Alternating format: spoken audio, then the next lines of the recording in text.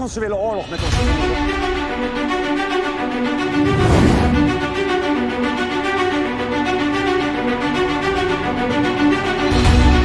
Tahukah Anda bahwa untuk menghadapi perlawanan kaum muslimin, khususnya di tanah Jawa, Belanda lebih banyak menggunakan jasa intelektual daripada panglima militer. Cara ini dianggap paling efektif, mengingat Belanda jelas tidak akan mampu menghadapi semangat jihad umat Islam di tanah Jawa yang dikomando oleh para ulama. Yang jadi pertanyaan sederhananya adalah, siapa yang dimaksud dengan jasa intelektual?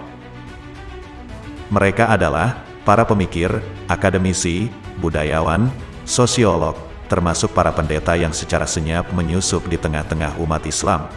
Tugas mereka sangatlah jelas, yaitu menyebarkan agama Kristen maupun Katolik. Fakta ini secara gamblang telah menunjukkan bahwa Belanda dalam misi penjajahannya juga menjalankan gospelnya. Meskipun tidak secara serampangan seperti yang dilakukan oleh Spanyol maupun Portugis di negeri jajahannya.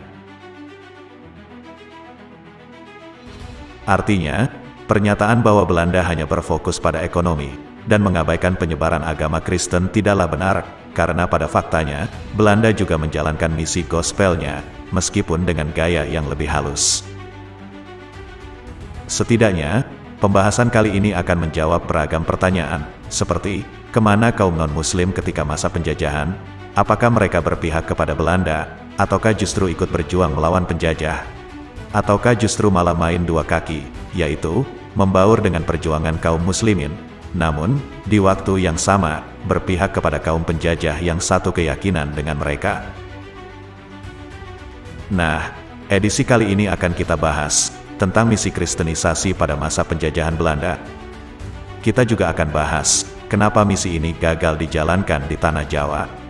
Termasuk membahas langkah gereja dalam menjalankan misinya di tengah-tengah kaum muslimin di Pulau Jawa.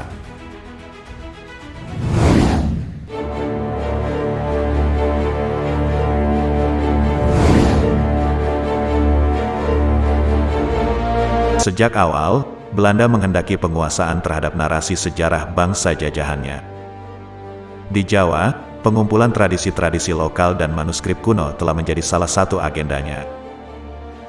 Sejumlah akademisi Belanda diturunkan untuk menggali pelbagai data terkait kesarjanaan yang memiliki penguasaan terhadap tradisi, adat istiadat, dan sistem nilai suatu masyarakat akan berguna dalam membangun pendekatan, termasuk dalam merancang format hegemoni dan pelanggengan kekuasaan. Penyusunan narasi sejarah yang berpihak pada kepentingan kolonialisme ini sempat disinggung Profesor Ali Hashmi dalam seminar sejarah masuknya Islam ke Indonesia di Medan pada 17–20 Maret tahun 1963. Menurut Ali Hashmi, tujuan utama kaum kolonialis dan kaki tangannya menyusun sebuah versi sejarah adalah untuk meracuni jiwa dan semangat para pemuda Islam di tanah jajahan. Langkah ini ditindaklanjuti dengan penciptaan dongeng-dongeng sebagai ganti ajaran Islam. Melalui metode inilah, kemudian Belanda menciptakan agama baru dalam bentuk aliran-aliran kebatinan atau kepercayaan. Pasca Perang Jawa yang terjadi tahun 1825 sampai tahun 1830 Masehi, kebutuhan Belanda untuk memahami kawasan Jawa semakin terasa. Apalagi, pemerintah menggulirkan kebijakan tanam paksa atau Kulturstelsel untuk mengisi kas negara yang terkuras untuk pembiayaan operasional menumpas berbagai aksi perlawanan. Dalam praktik di lapangan, kebijakan baru yang bersifat eksploitatif itu menuntut lebih banyak interaksi dengan kalangan Bumiputera. Karenanya, pendidikan bagi para pegawai dan pejabat Belanda hendaknya diarahkan untuk memahami bahasa dan budaya rakyat setempat. Guna menjinakkan Islam, Belanda berinisiatif menciptakan terwujudnya segregasi antara Islam dan budaya Jawa. Islam diposisikan sebagai bahaya potensial dan laten bagi stabilitas pemerintahan kolonial. Upaya ini mendapat dukungan penuh dari kalangan misionaris Protestan maupun Katolik. Karel Steenbring, seorang akademisi, menggambarkan bahwa pada masa itu, Islam dianggap sebagai kekuatan yang harus direduksi. Langkah yang diambil selalu menunjukkan ciri serupa, yaitu pencitraan Islam sebagai musuh menakutkan, yang tidak harus diserang secara langsung, tetapi dihadapi dengan mempromosikan kebiasaan kuno, adat, dan agama rakyat. Juga melalui perawatan kesehatan dan pendidikan Barat. Van Randwyk, mantan konsul Zending, mencirikan strategi ini dengan kalimat, strategi memangkas Islam.